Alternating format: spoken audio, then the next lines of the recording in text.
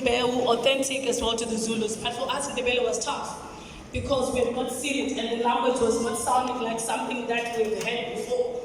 So now we had to look for funding and we approached our mama and they are pleased that they said, okay guys, if you come and film IsiNdebele, please don't misuse or abuse our people. Mama, I'm here to report back that we used the youth of Siyabuswa. I am proud to stand here that we did our skills transfer. We took some youth under our wing and we imparted some of the skills that we have. And I'm hoping that with our presence here, we can create more employment and we can even create education, because we realize that there's not a lot of youth that actually understand entertainment. So I'm actually hoping that our coming here, shooting here on location, will actually cultivate a culture of television here.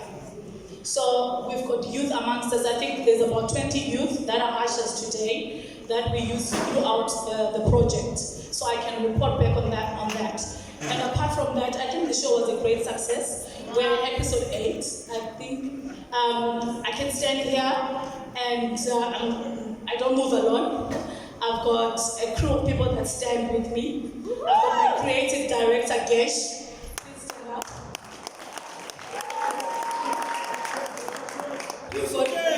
We've got our directors, Mr. Deboho and Mr. Hato. Please stand up, let the room. So these people are the people that make these words turn into pictures. These are people that I respect very much. It was very hard for us to film here because we're very far from home, and establishing a new show was not easy, I can tell you that. We also have people who edit our show, Wayne, Vusi, and Anna. Please stand up. So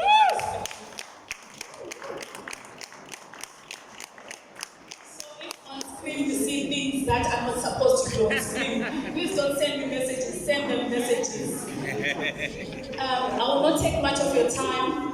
We've got a beautiful, beautiful cast, guys, and our leaders. I can tell you that this was the easiest cast to work with. After